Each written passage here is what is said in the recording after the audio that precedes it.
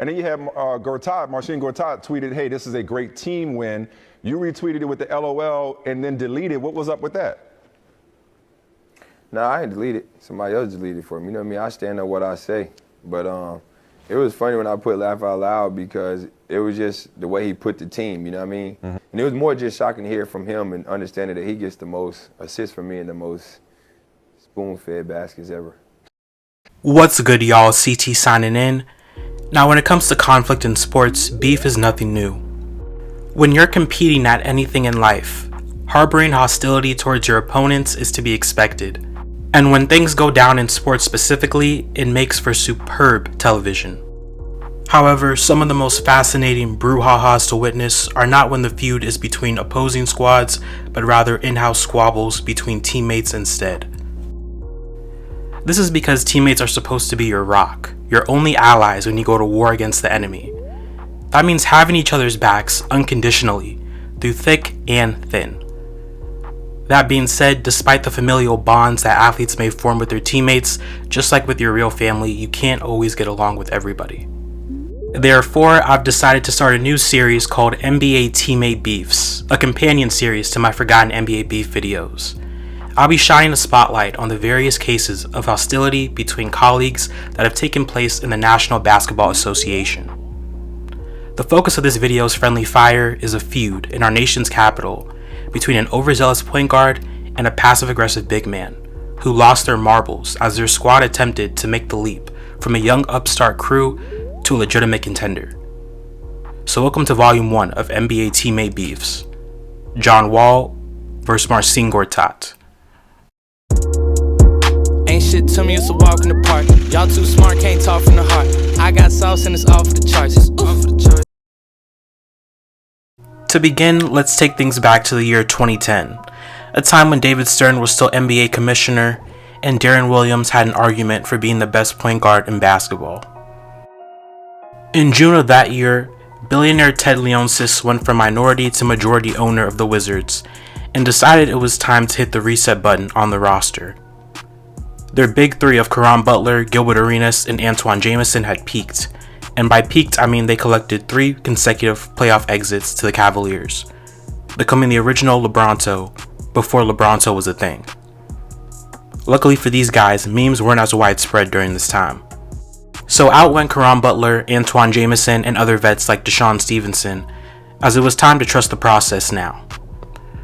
Miraculously, Washington was able to secure the number 1 pick despite having the 5th best odds to do so, and everybody knew who they were taking. A freshman phenom from the University of Kentucky named John Wall, who already had his own signature arm dance that almost every Hoops fan tried to emulate at one point, even Drake. With athleticism for days and superhuman speed, John Wall was waiting in the wings to save this franchise from its consistently mediocre outputs. With Gilbert Arenas making his exodus from DC 2 months into the 2010-2011 season, the Wizards were now undeniably Wall's team. Number 2, John Wall.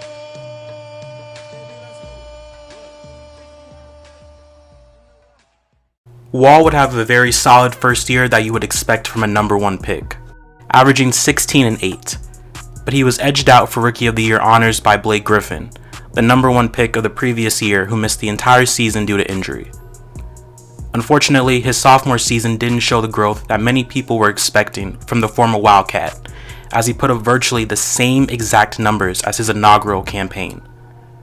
It sounds ludicrous looking back on it now, but questions as to whether or not Wall was a bust were beginning to surface.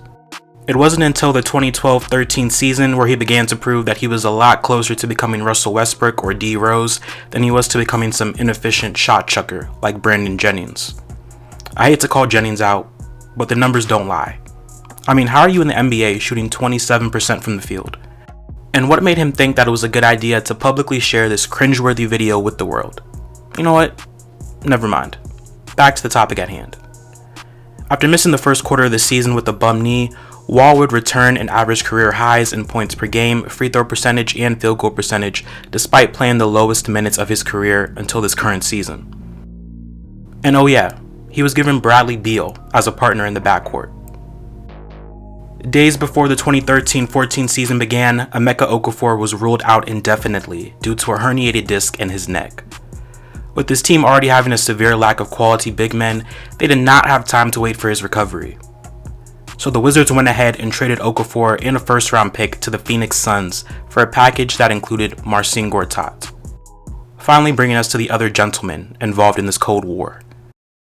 Marcin Gortat was a Polish center who had begun his career with the Orlando Magic as the backup to perennial All-Star Dwight Howard, until he got his shot at a starting role with the Suns, where he proved to be a dependable big man. Once he came to DC, Washington now had a starting five of Wall, Beal, Trevor Ariza, Nene, and Gortat. This starting five at the time was one of the most well-rounded and slept-on lineups in the league, because despite not having a top 10 player on the team, all of these guys were slightly above average or better at their position. The Wizards would win 15 more games than they did in the previous season, ending the year with a 44-38 record that was good enough for 5th in the Eastern Conference. They would pull off a mild upset against the 4th seed Chicago Bulls in the first round, which gave us this epic fight between Nene and Jimmy Butler. Despite the Pacers sending the Wizards home in the next round, the general consensus was that the team had overachieved expectations in their first playoff appearance since 2008. To keep this overachieving core intact, Gortat would be rewarded with a 5-year, $60 million contract in the offseason. The 2014-15 season is when I'd argue that this team prematurely peaked. John Wall made an All-NBA defensive team, Otto Porter had started contributing meaningful minutes to the rotation, and free agent addition Paul Pierce brought championship pedigree and veteran leadership to the locker room. After winning 46 games, they steamrolled the Raptors in the first round with a 4-0 sweep, setting themselves up for a matchup with the number 1 seed Atlanta Hawks. This Hawks team was one of the weaker number 1 seeds in recent memory, and Washington had an opportunity to make a statement to the basketball world that they had arrived. They were able to take Game 1 on the road, but it would be at the cost of John Wall fracturing his hand. The Wizards were still able to win another game without him, but he didn't return until Game 5, and by then it was too late. They still would have forced a Game 7 if Paul Pierce had let this beauty fly half a second earlier. I try to stay away from hypotheticals, but good luck finding a feasible argument to make that the Hawks still would have won if Wall had 5 good fingers. The Wizards' quest for a revenge tour would unfortunately be stifled the following season as Beal missed almost 30 games with injuries to his shoulder, leg, and pelvis. I refer to this as the lost season because all of their core pieces put up better numbers than they did in the prior season, but losing Beal as well as their new starting forward Markieff Morris to injuries denied Washington from their 3rd consecutive playoff appearance. Heading into next season, the team decided to part ways with head coach Randy Whitman, who I actually liked, in favor of Scott Brooks. And this is when the first subliminal shot by Gortat was sent Wall's way. When asked about the coaching change, the Polish big man opened up about how miserable he was during the prior season, and called out Whitman for playing favorites, stating to reporters, "Our new coach doesn't have to do anything. He just has to respect everyone, from the first guy to the last guy. If John Wall does something bad, he has to yell at him the same way he would yell at the last guy on the team. Everything will be fine." While this is more of an indictment on Randy Whitman, it establishes Gortat's frustration that Wall was able to get away with not playing basketball the right way. Nonetheless, this team kept rolling and finished the regular season 1 game shy of 50 wins. But things weren't as rosy as they appeared. In the first round, they were able to avenge their 2015 playoffs loss to the Atlanta Hawks, but this series lasted 6 games when it shouldn't have taken more than 5, if you look at how bare that Atlanta Hawks team had become. In the conference semis, they took on the number 1 seed Boston Celtics, another number 1 seed that was very vulnerable. Going against a team whose best player was a 5'9" point guard with arguably the worst defensive skills in the NBA should have been like taking candy from a baby. In perhaps Wall's greatest individual career moment, he hit a game-sealing 3 to send the series to a Game 7. Yet all of the Wizards' energy seemed to be used up that night. Looking back on Game 7, all I can remember is how gassed John Wall looked in the 4th quarter, disappearing down the stretch. This team had all of the requisite pieces to at least challenge LeBron and the Cavs for representing the Eastern Conference in the finals, but they kept coming up short. Rather than recognizing this, the front office would reward Wall with a supermax contract in the off-season, and also give Otto Porter a max contract of his own, effectively committing to a nucleus of Wall, Beal, and Porter as their franchise cornerstones. The 2017-18 season was really the team's chance to see how far this trio could take them, and this is when the drama would start to peak. In a January game against the Mavericks, John Wall and JJ Barea started chirping back and forth over God knows what. After the game, Wall called Barea a midget. Barea's response was casual but also cut deep, as he said, "Now I have somebody in the NBA that I don't like. That's my first. I don't like him at all now. But I don't think his teammates like him either, so it's nothing new for him." Ouch.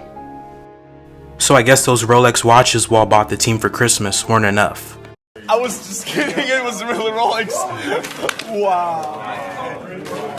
These comments from Barea were made only a day after a failed team meeting allegedly took place in the Washington locker room. Barea's criticism seemed to prove true when Wall would undergo knee surgery at the end of that month. This sidelined him for several weeks.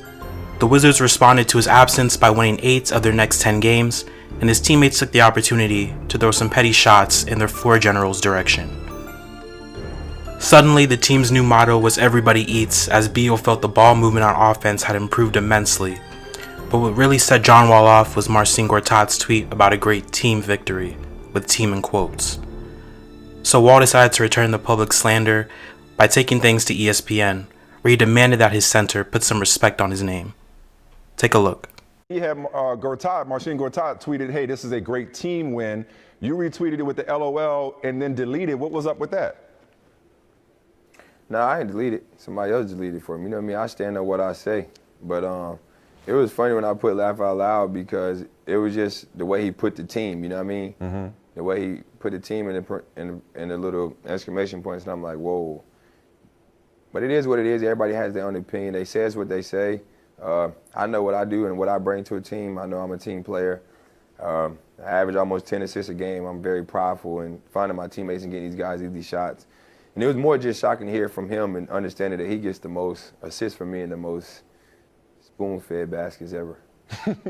How does that make you feel, this talk or the perception that they're taking shots at you, saying that they're better without you? How does that make you feel? I feel like it don't really make me feel two-way. It just make me feel like it wasn't classy the way they said it. You know what I mean? That's all it was. It really wasn't professional and classy to me. I feel like if you have a problem, you have my phone number, or you can talk to me personally. Gortat tried to explain himself out of it by praising Wall as someone who could be the best point guard in the NBA, but that meant he had to play the right way and look to pass to his teammates more. In addition to Wall confronting Gortat about his passive-aggressive tendencies in a text message, the two of them met up to clear the air. But there is still more work to be done between the pair. And lucky for the team, this was with the playoffs coming up very shortly. In a first-round matchup, the Wizards were pitted against the Toronto Raptors, a team they had swept 3 years prior. But the tables had turned in their rematch. The Wizards were older, injured, and couldn't stand each other. So they took their frustration out on Toronto. They were sent home after 6 games, but not before we were able to view an arguing Gortat and Wall on the bench, while Beal covered his face in frustration. If it wasn't clear by now, this team had reached its ceiling, and a major facelift was needed. As always, the team sided with the superstar, so Gortat was sent packing for LA in exchange for Austin Rivers. Stephen A. Smith would reveal on his radio show that the rapport between Gortat and Wall allegedly reached the point of no return after the infamous team meeting. See, Scott Brooks, due to his dislike of confrontation, was a coach who allowed his players to constantly switch off screens when defending the other team. As a result, John Wall was able to avoid his defensive assignments, leaving Gortat to guard much smaller and faster players. After calling out number 2 for repeatedly leaving him on an island, Wall ripped into Gortat and MF'd him to death, which I assume just means cursed him out. This is when the Polish Hammer wanted nothing to do with Wall any longer. Despite the initial denial, the truth would come out once the two were separated. In a Polish interview that has been translated courtesy of Reddit, Gortat mentioned locker room cancers in the NBA as guys who ruined the team by complaining about coaches and fellow players. He did not name any names, but in true passive-aggressive fashion, proceeded to immediately bring up Wall afterwards. He's quoted as saying, "There were tensions in the locker room, especially in Washington with our leader. Can't hide it. We didn't like each other, but those tensions were only between me and him. I think that neither of us brought those issues on any other teammates or the coach. It was just between us. We simply couldn't communicate. Complaining about defensive assignments and the team as a whole playing better without Wall seems to be involving others in the issue, but there is a language barrier, so that could explain the inconsistency. Regardless, I appreciate Gortat's candor, and he probably felt more comfortable opening up back home in Poland. The tension in DC would not improve and was arguably worse the next season, which gave Gortat a sense of vindication, as he felt that this proved he was not the real cancer in the locker room.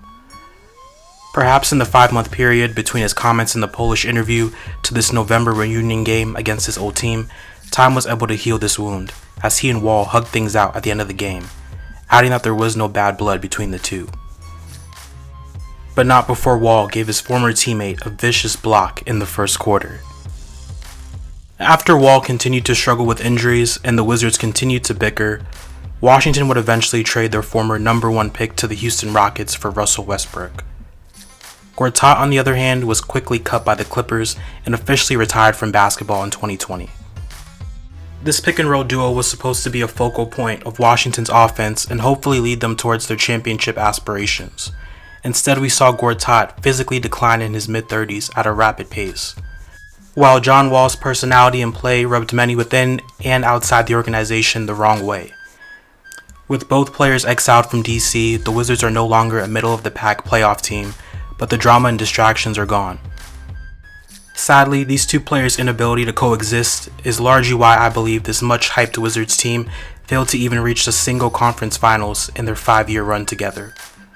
After all, nobody wins when the family feuds.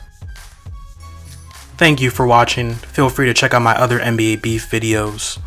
Also, please check out my NFL investigation video into the Deshaun Watson sexual assault allegations. I worked my butt off on this video, but also really enjoyed making it. Show me some love if you can, hit that like button, and don't forget to subscribe. This is CT, and I'm signing out.